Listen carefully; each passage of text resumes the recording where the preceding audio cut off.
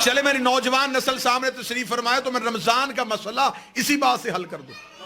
جاؤ علم فلکیات والوں سے پوچھو, موسمیات والوں سے پوچھو. آج کی جدید ریسرچ یہ کہتی ہے کہ سورج طلوع پہلے ہوتا ہے, زمین پہ نظر 9 منٹ بعد آتا ہے. انہوں نے دلیل دی, انہوں نے کہا جو سورج کی پہلی شعاع سورج سے نکل کے زمین تک پہنچتی ہے تو زمین کے ٹائم کے مطابق اسے 9 منٹ کا دورانیہ چاہیے سورج سے نکل کے زمین تک پہنچنا.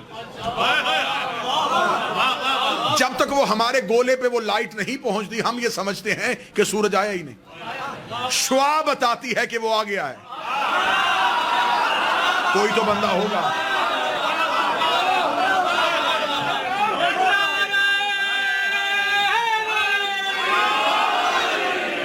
یقیناً میں ممبر پہ جھوٹ نہیں, میں سمجھ رہا تھا مضافات ہے, مجھے عوامی سطح پہ بات کرنی ہے. میرے ان 2 عزت والے سادات نے مجھے بتایا کہ اسے عمومی سطح نہ سمجھئے گا, یہ مخصوص لوگ ہیں جنہوں نے قدیمی علماء کو سماعت کیا ہوا, لہذا آپ کی سماعتوں کے اس معیار کو سمجھتے ہوئے میں نے گفتگو اس سطح پہ کی. انہوں نے کہا سورج سے نکلتی ہر 9 منٹ بعد آتی ہے. 9 منٹ تک دنیا میں اندھیرا رہتا ہے کیونکہ شعاع نہیں پہنچی. شعاع سورج کی دلیل ہے, دلیل ہی کو عربی میں حجت کہتے ہیں.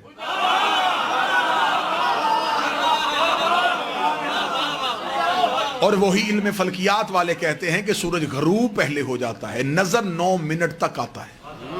اس وجہ سے کہ وہ جو شعاع زمین پہ ہوتی ہیں ان شعاعوں کو واپس سورج تک پہنچنے کے لیے 9 منٹ کا ٹائم چاہیے.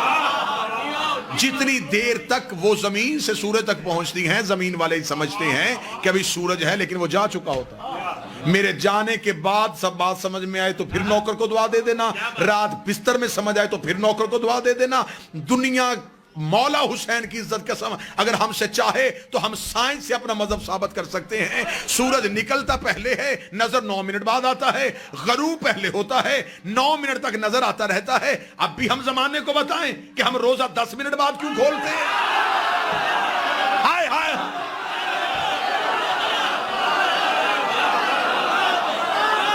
ہمارے سحر و رفتار کا تعلق شعاعوں سے نہیں,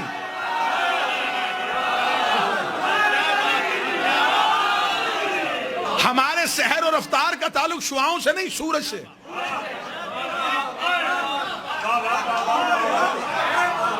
جب سائنس کہہ رہی ہے کہ 10 منٹ پہلے اور 10 منٹ بعد غروب ہوتا ہے تو پھر 10 منٹ کا فلسفہ تو ہم نے سائنس سے ثابت کر دی.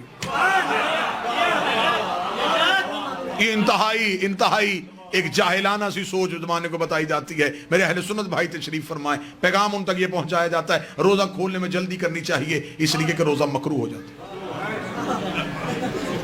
یہ جو بالکل روزے کے افطار کا وقت ہوتا ہے نا, اللہ یہ وقت آپ کو کسی بس سٹاپ پہ دکھائے تو وہ منظر بڑا دیدنی ہوتا ہے کہ لوگوں کے ہاتھوں میں یوں کھجور ہاتھ میں ہوتی ہے بالکل کہ فوراً جلدی سے کرتے.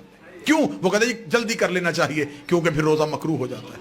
اچھا میرے سامنے آپ باخبر چہرے تشریف فرمائیں. اکثر ایسا ہوتا ہے کہ ایک روزہ دار جو ہے وہ صبح اٹھنے میں تھوڑا دیر سے اٹھا, کھانے پینے کا وقت گزر گیا تھا, بالکل سحر کا وقت تمام ہونے والا تھا, اس نے نیت کر لی اور روزہ رکھ لیا. ایسا ہے مذہب اسلام کا کوئی مفتی ایسا نہیں جو یہ کہے کہ اس کا روزہ نہیں ہوا. وہ کہتے ہو گیا. اسے ہماری زبان میں جو ہمارا علاقہ ہے اس کی تہذیب کے مطابق اس کو ایک لفظ کہا جاتا ہے 8 پیرا روزہ. اب پتہ نہیں آپ کے ہاں کون سا لفظ بولا جاتا ہے, ہمارے ہاں کہا جاتا ہے 8 پیرا روزہ جو بغیر کھائے پیے رکھا جائے, بلکہ مولوی کہتے ہیں مسجدوں والے کہ اس کی زیادہ فضیلت ہے کیونکہ یہ بغیر کھائے پیے رکھا. اچھا بغیر کھائے پیے رکھا ہو گیا, جو روزہ بغیر کھائے پیے رکھا جا سکتا ہے بغیر کھائے پیے کھولا کیوں نہیں جا سکتا؟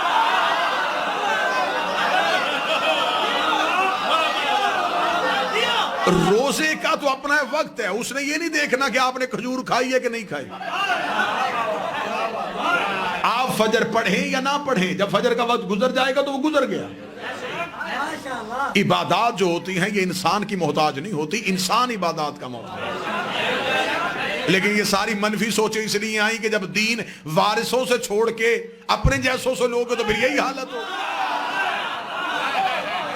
لہذا جو بات میں آپ تک پہنچا رہا تھا، بغیر ان کے اللہ سمجھ میں نہیں آ سکتا۔ مولا جانتے تھے کہ کل کو دنیا میں کچھ ایسے لوگ بھی پیدا ہوں گے جو کہیں گے کہ علی اللہ ہے، جو کہیں گے علی خدا ہے۔ علی نے 19 رمضان کی صبح سر سجدے میں رکھا، سجدے میں سر رکھا تھا، قاتل نے علی کے سر پہ ضرب لگائی۔ علی نے فرمایا اب جب بھی میری شہادت پڑھی جائے گی، ہر کوئی کہے گا علی سجدے میں تھا، علی سجدے میں تھا، علی سجدے میں تھا، علی سجدے میں تھا، میں نے سجدہ کر کے اسے بچا لیا، علی کامیاب ہو گیا۔ بسم اللہ۔ علی کی زبان سے یہ نکلنا چاہیے تھا، فزت برب الکعبہ، رب کعبہ کی قسم علی کامیاب ہو گیا۔ آج ٹیلی ویژن کی رمضان ٹرانسمیشن پہ بیٹھ کے اگر چند منافقین ہمارے کسی بزرگ عالم دین پہ اس بات پہ اصرار کرتے کہ آپ فلاں کو کیوں نہیں مانتے، تو حضور بزرگوں کو زحمت کیوں دیتے ہیں؟ ہم حسین کے ماتمی حاضر ہیں، آپ ہم سے پوچھئے کہ ہم کیوں نہیں مانتے، پھر ہم آپ سے پوچھیں گے کہ آپ حضرت ابو ذر غفاری کے قاتل کیوں مانتے ہیں؟ محمد بن ابی بکر کا قاتل کون تھا؟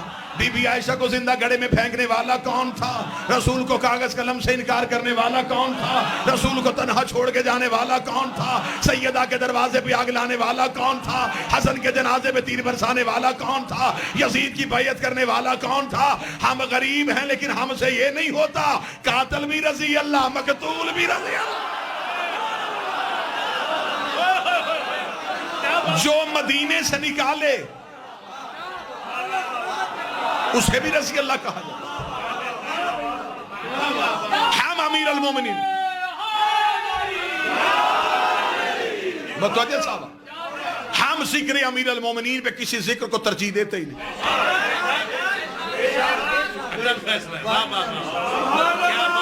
ہمیں کیا ضرورت ہے، ہمیں کیا ضرورت ہے سرداروں کے ہوتے ہوئے نوکروں کی بات چھیڑے۔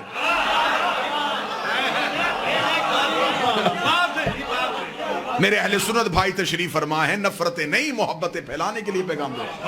میرے اہل سنت بھائیوں کے بعد 10 صحابہ کرام کے نام ایسے ہیں جنہیں وہ عشرہ مبشرہ کہتے ہیں۔ عشرہ مبشرہ کون ہے؟ وہ کہتے ہیں کہ وہ 10 صحابی ہیں جنہیں نبی نے زندگی میں جانے میں جنت کی بشارت دی کہ تم جنت میں جاؤ گے۔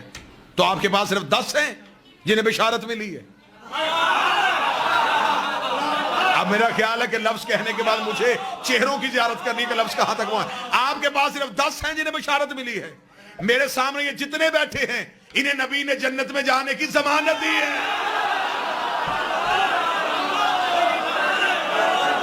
کیا نبی نے نہیں کہا جو حسین کو روئے یا رلائے یا رونے والی شکل بنائے اس پہ جنت واجب؟ بشارت والے اور ہیں، ضمانت والے اور۔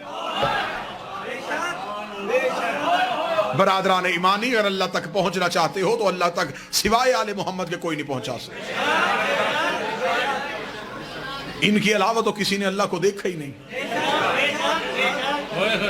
آدم، دنیا میں آدم نے کہا اللہ ہے، لوگوں نے کہا دلیل، اس نے کہا گردش لیل و نہار۔ متوجہ مکمل ہے سرکار؟ میری یہاں پہلی حاضری ہے، ویسے زندگی کی پہلی مجلس نہیں۔ بسم اللہ سرکار۔ ان کے سوا مجھے کوئی ایسا دکھا جو ہمیں اللہ سے ملا ہے۔ حضرت آدم دنیا میں اللہ ہے، لوگوں نے کہا دلیل، کہنے کہ سورج کا نکلنا اور وقت پہ غروب ہونا،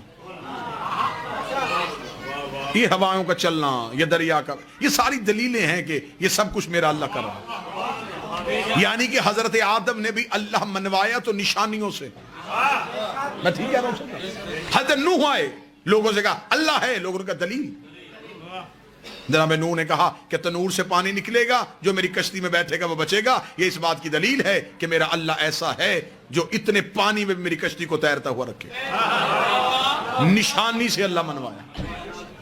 حضرت ابراہیم اللہ ہے، لوگوں نے کہا دلیل، فرمایا نار نمرود کا گلزار ہونا۔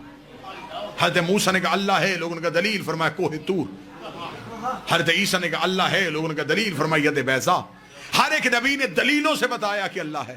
کوفے کے منبر پہ علی بیٹھے، دلیل فرمایا اللہ ہے۔ ایک یہودی کا دلیل، فرمایا ہم۔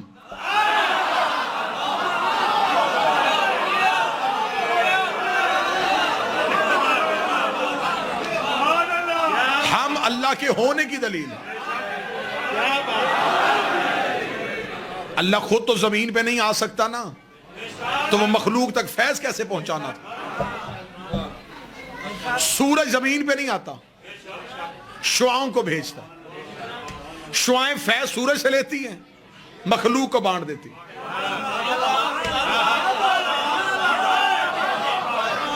شعائیں سورج نہیں، سورج کا عصر ہے، 14 اللہ نہیں،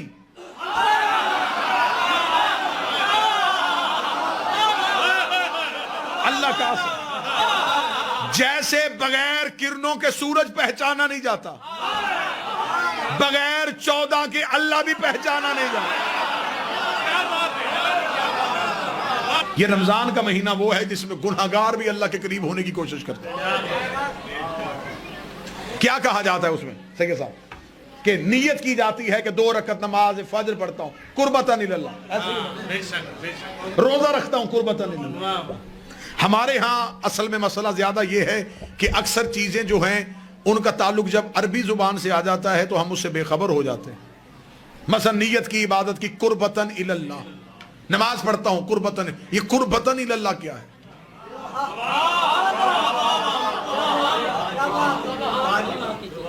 قربتاً اللہ نہیں، قربتاً اللہ، میں اللہ کی طرف قریب ہونا چاہتا ہوں۔ اب آپ نے میری سوچوں سے زیادہ داد دے دی، یہ جملہ آپ سمجھیے گا اور اسی پہ نتیجہ دے دوں۔ انسان نیت کرتا ہے کہ میں اللہ کی طرف قریب ہونا چاہتا ہوں، اللہ کے قریب نہیں،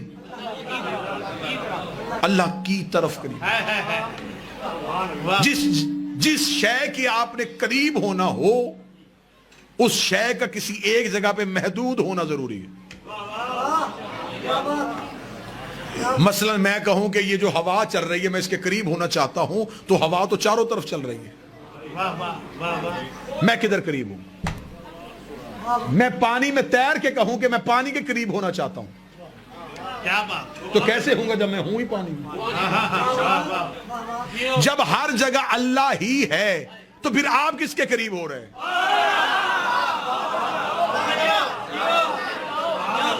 جتنا آسان کہیں گے اتنا آسان کر لوں گا، لیکن بات کو سمجھیے گا ضرور۔ نیت ہے قربتاً اللہ، اللہ کی طرف قریب ہونا چاہتا ہوں۔ میں مجمع سے کہوں تھوڑا تھوڑا ممبر کے قریب ہو جائے، اس کا مطلب ممبر یہاں ہے۔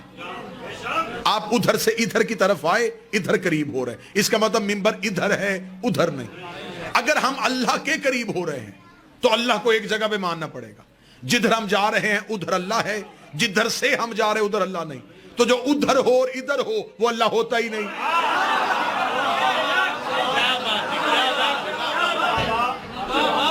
آپ کو پتہ بھی نہیں چلنا اور میں عقیدہ آپ کے کلیجے میں رکھ کے واپس آ جاؤں گا۔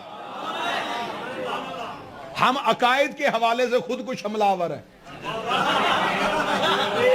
کہ پتہ بھی نہیں چلتا، اور اس وقت پتہ چلتا ہے کہ جب ہم اس کے بالکل قریب بلاسٹ ہو جاتے کہ عقیدہ اس کے اندر اب سرایت کر گیا۔ آپ اللہ کی طرف قریب ہونا چاہتے ہیں سید، اللہ کی طرف قریب ہونا چاہتے ہیں تو اللہ ہے کہاں؟ پہلے بتاؤ کیا آسمانوں پہ اللہ ہے؟ تو اگر آسمانوں پہ ہے تو زمینوں پہ کون ہے؟ تو اللہ آسمانوں پہ ہے زمینوں پہ نہیں، تو اس کا مطلب ہے معاذ اللہ وہ ادھر ہے اور ادھر نہیں۔ اگر کہیں کہ وہ آسمانوں پہ بھی رہتا ہے زمینوں بھی رہتا ہے، کبھی ادھر جاتا ہے کبھی ادھر آتا ہے، پھر ہم اس کے تغیر کے قائل ہو جائیں گے، وہ حرکت میں بھی نہیں۔ اگر ہم کہیں وہ ایک جگہ پہ رکا ہوا ہے پھر ہم اس کے سکوت کے قائل ہو جائیں گے، وہ ساکن بھی نہیں۔ اگر ہم کہیں کہ وہ ہر جگہ میں آ گیا ہے پھر ہم اس کے حلول کے قائل ہو جائیں گے۔ تو پھر جس کے قریب ہونا جا رہے ہو وہ ہے کہاں؟ وہ کہیں بھی نہیں مل رہا تھا، نظر وہ نہیں آ رہا تھا، دکھائی وہ نہیں دے رہا تھا، بول وہ ہم سے نہیں رہا تھا، لمس میں وہ نہیں آ رہا تھا، سونگنے میں وہ نہیں آ رہا تھا، چکھنے میں وہ نہیں آ رہا تھا، حواس خمسہ میں بھی نہیں آ رہا تھا، اور ہم نیت کر بیٹھے تھے کہ ہم اس کے قریب ہو رہے ہیں۔ جب کہیں سے نہیں ملا تو میں قرآن کے سامنے گیا، میں نے قرآن کے سامنے ہاتھ جوڑے، میں نے کہا اے علی کے خاموش ذاکر،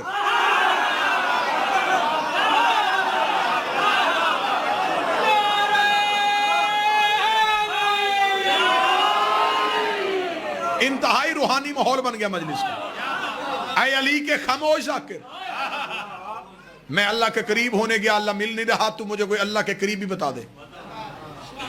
میں نے جب قرآن کے سامنے ہاتھ جوڑے کان لگایا تو قرآن سے آواز آئی کہ میرے سینے میں 4 ایسے ہیں جن کا دعویٰ ہے کہ وہ اس کے قریب گئے.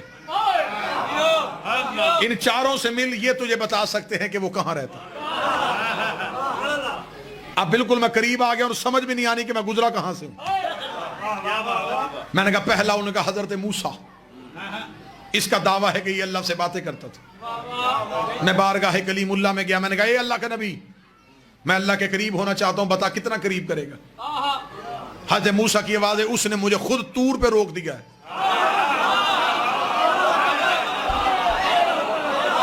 تمنا یہی تھی، لیکن کوہ طور پہ کھڑا.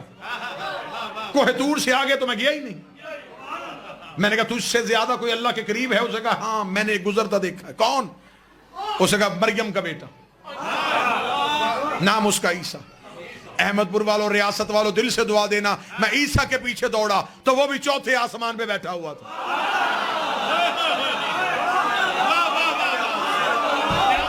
میں نے کہا اے حضرت عیسیٰ، اے بطول زادہ، تو اللہ کے قریب ہونے گیا تھا. اس نے کہا چوتھے پہ پہنچا. اس نے کہا تو بھی انتظار کر. میں بھی انتظار کر رہا ہوں. میں نے کہا موسیٰ طور پہ کھڑا ہے، تو چوتھے آسمان پہ کھڑا ہے، تجھ سے بھی کوئی آگے گیا؟ اس نے کہا ایک فرشتے کو گزرتے دیکھتا ہوں جس کے پاس وحی ہوتی ہے اور جسے جبریل امین کہتے ہیں. ریاست والوں سر نہ ہلانا، زبان کو زحمت دینا. میں جبریل کے پیچھے دوڑا تو وہ بھی سدرہ پہ کھڑا کانپ رہا تھا. ہائے ہائے ہائے.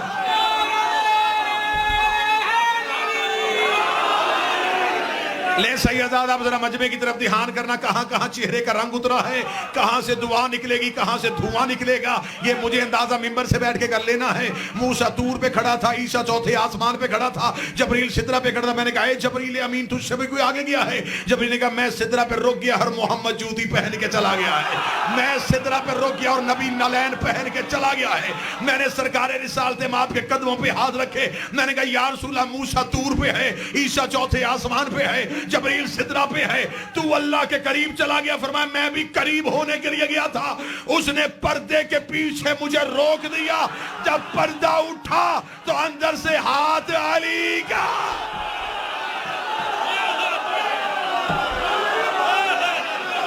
اب اگر ہاتھ یہیں پہ رہیں تو میں یہاں نتیجہ دینے لگا ہوں. اگر مصطفیٰ بھی اللہ کے قریب جائے تو وہاں بھی علی کی قربت کو پاتا ہے. اب تم نے نیت کی تھی میں اللہ کے قریب ہو رہا ہوں، قریب علی کے بغیر ہو نہیں سکتا. باقی جگہوں میں سے علی بعد میں نکالنا، پہلے نیت میں سے نکال کے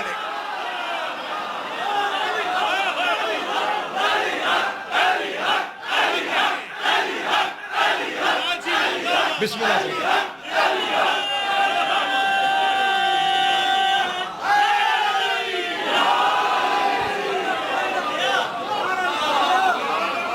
قربت الہی کا نام ہے علی. اس کے پاس مکمل طاقت ہے یا نہیں؟ علا کل شیء قدیر، ہر شے پہ قدرت رکھنا. سیدھا ہم تک نہیں پہنچا، ہم تک سیدھا اللہ آیا ہی نہیں، انہوں نے بتایا کہ ہے. یہ جو سارے کلمہ پڑھتے ہیں نا، اشہد ان لا الہ، ہم گواہ، میں گواہی دیتا ہوں ہے، یہ سب سے پہلے گواہی انہوں نے دی تھی. انہوں نے کہا ہے، ہم نے کہا ہے. ان کی ہے کا نام توحید ہے. انہوں نے کہا ہے، ہم نے تو اللہ نہیں دیکھا. انہوں نے بتایا کہ اللہ ہے، ہم نے ان کی زبان پہ یقین رکھا، اس یقین کو ایمان کہتے ہیں، تسلیم کیا، اس تسلیم کو اسلام کہتے ہیں. انہوں نے کہا اللہ ہے، ہم نے مان لیا. تو وہ اللہ سیدھا نہیں آیا، ان کے ذریعے سے. قرآن بھی ہمارے دلوں پہ نہیں بھیجا، فرشتہ بھی ہم تک نہیں بھیجا، ان کے پاس بھیجا. جنت کی سرداری بھی ہمیں نہیں دی، جہنم سے بچانے کا اختیار بھی ہمیں نہیں دیا، انہیں دیا. یہ بھی میرے بدے ہاتھ ہے، فیصلہ گھر جا کے کرنا. جو اللہ ساری طاقت ہونے کے باوجود ان کے بغیر ہم تک نہیں آتا تو ہماری عبادت ان کے بغیر قبول کیسے کرے؟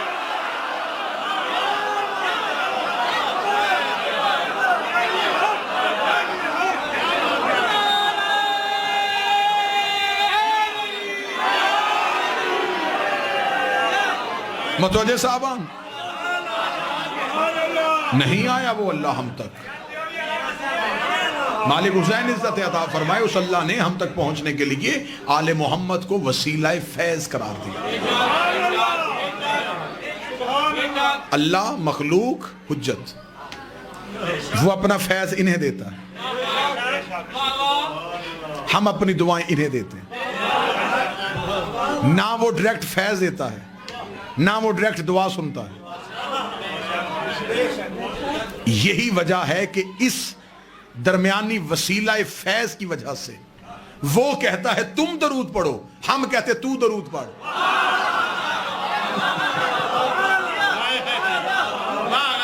نہیں آپ بات نہیں سمجھے، خواص نے سمجھی ہے، عوام نہ سمجھ سکی. میں پھر قریب کرتا ہوں. ہم جب درود پڑھتے اللہم صلی علی محمد وآل محمد، اس کا ترجمہ کیا ہے؟ اے اللہ تو درود پڑھ محمد وآل محمد. وہ کہہ رہا تم پڑھو، ہم کہہ رہے ہیں تو پڑھ. وہ ہمیں حکم دے رہا ہے، ہم اسے کہہ رہے ہیں، تو پھر درود ہے کیا؟ درمیان میں یہ فیض ہے. وہ بھی کہتا ہے ان سے مانگو، ہم بھی کہتے ہیں ان کے وسیلے سے دے. درمیان سے وسیلہ نکال دیا جائے تو درود تو مکمل ہی نہیں ہوتا.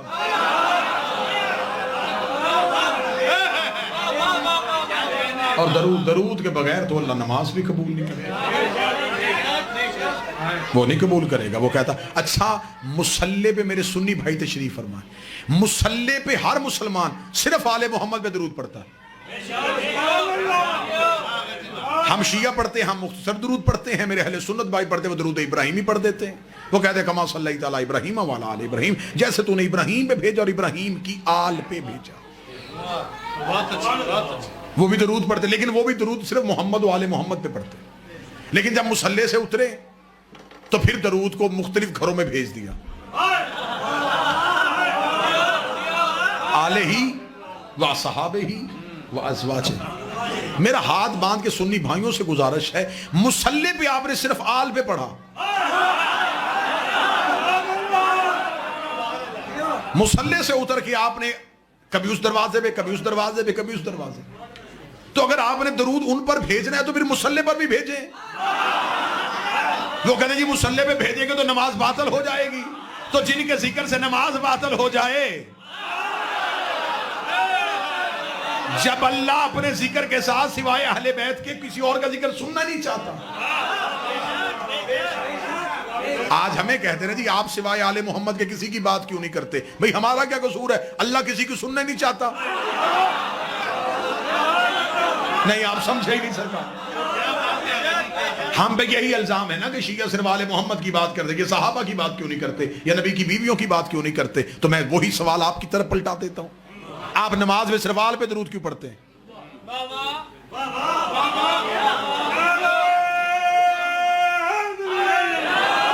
کیونکہ اللہ اپنے ذکر میں سوائے آل محمد کے علاوہ کسی اور ذکر کو برداشت نہیں کرتا.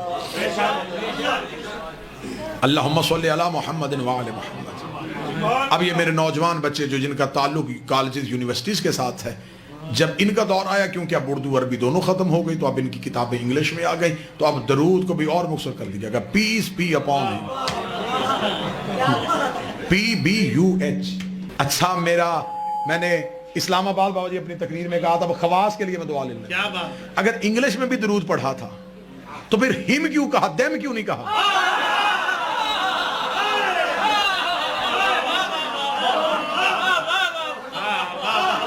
پھر تو پورے قبیلے میں بھیجنا تھا نا. یہ ہیں وہ مخصوص لوگ جنہوں نے اللہ کی پہچان کروائی.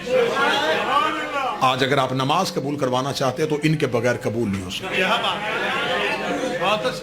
رسالت امام کی بارگاہ میں ایک صحابی آیا، قبلہ بخاری صاحب، اس نے آ کے کہا یا رسول اللہ نیکیاں کتنی اور گناہ کتنے، حسنات کتنی اور سیئات کتنی. وہ سمجھ رہا تھا کہ نبی ایک ایک چیز لکھوائیں گے. نبی کہیں گے نماز نیکی ہے، جھوٹ گناہ ہے، روزہ نیکی ہے، چوری گناہ ہے، زکوٰۃ نیکی ہے، مال کھانا حرام. اسے کہا نبی لمبی فہرست بتائیں گے. نبی نے فرمایا نیکی بھی ایک ہے، گناہ بھی ایک ہے. صدا سے دعا لینے لگا، نیکی بھی ایک ہے، گناہ بھی ایک ہے. اس نے کہا یا رسول اللہ میں نیکیاں پوچھ رہا ہوں. پھر میں بھی بتا رہا ہوں نیکی بھی ایک ہے گناہ بھی ایک ہے. سنی کتاب سے نہ دکھاؤں تو آپ کا نہیں 14 کا مجرم. اس نے کہا نیکی کون سی اور گناہ کون سا ہے؟ فرمایا حب علی سے بڑی نیکی کوئی نہیں ہے، بغض علی سے بڑا گناہ کوئی نہیں. حب علی وہ نیکی ہے جس کی وجہ سے نیکیاں بھی نیکیوں میں شمار ہوتی ہیں. بغض علی وہ گناہ ہے جس کی وجہ سے نیکیاں بھی گناہ میں بن جاتی ہیں. اگر مجمع ساتھ دے بندہ دل میں بغض علی رکھ کے مصلی پہ آئے، بندہ نماز پڑھتا ہے، فرشتے اعمال میں جھوٹ لکھ لیتے ہیں.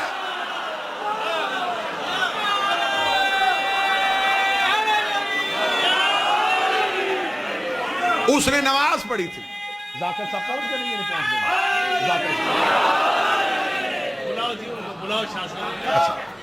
متوجہ صاحب حب علی نیکی، بغض علی گناہ. چلے میں اپنے زمیندار طبقے کے لیے بات کو آسان کر دیتا ہوں کہ بندہ بعد میں سوال کریں گے جی یہ دیکھیں جی انہوں نے کہا کہ علی سے بغض ہوگا تو اللہ نماز کو بھی جھوٹ لکھے گا، یہ کیسے ہو سکتا ہے؟ ابھی ثابت کرتا ہوں. کسی برتن میں نجاست کا ایک قطرہ ڈال دو، اس کے بعد پاک چیزیں بھی ڈال دی جاؤ، نجس ہو جائے. بغض علی ہے نجاست. دل میں بغض علی رکھ کے بندہ قرآن بھی پڑھتا رہے، قرآن بھی فائدہ نہیں دے. مصلی پہ کیا پڑھنا ہے؟ قرآن ہی پڑھنا ہے نا. تو قرآن تو علی کے بغیر فائدہ دیتا ہی نہیں. آخری معرفت کی گرہ کھول لیں اور آپ کو سلام کریں. اللہ قرآن میں کہتا ہے کہ اس قرآن کے اندر ایک چھپی ہوئی کتاب ہے، کتاب مکتوب، جسے سوائے مطہرون کے کوئی نہیں چھوتا. طاہر نہیں، مطہر. جو پاک ہو اسے طاہر کہتے ہیں، جس سے پاک ہو اسے مطہر. اس قرآن کے اندر خدا کہتا ہے کتاب چھپی ہوئی ہے، قرآن کے اندر چھپی ہوئی ہے. آج تک مفسرین گونگے ہیں کہ قرآن میں کون سی کتاب ہے جو چھپی ہوئی. دو صحابی مسجد نبوی میں بیٹھے آپس میں کہہ رہے تھے یہ قرآن کے اندر کون سی کتاب چھپی. یا قریب سے سلمان محمدی گزرے. ایک صحابی نے دوسرے سے کہا اس سے پوچھو یہ علی کا شاگرد ہے. سلمان محمدی کو بلایا گیا. اس صحابی نے کہا سلمان قرآن کے اندر کی کتاب چھپی ہوئی ہے، تو جانتا وہ کتاب کون سی ہے؟ سلمان مسکرا کے کہتے بتاؤں یا دکھاؤں؟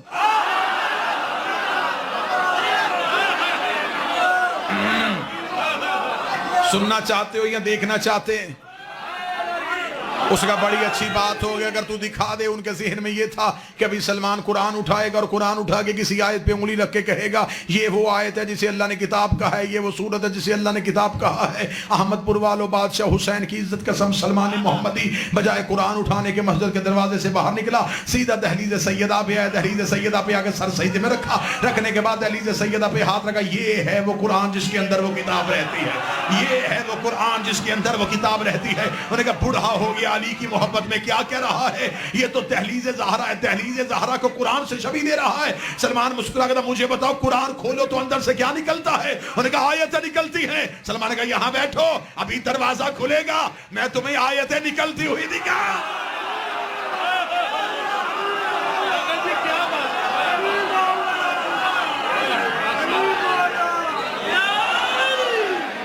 تم نے صرف لفظوں والا قرآن پڑھا.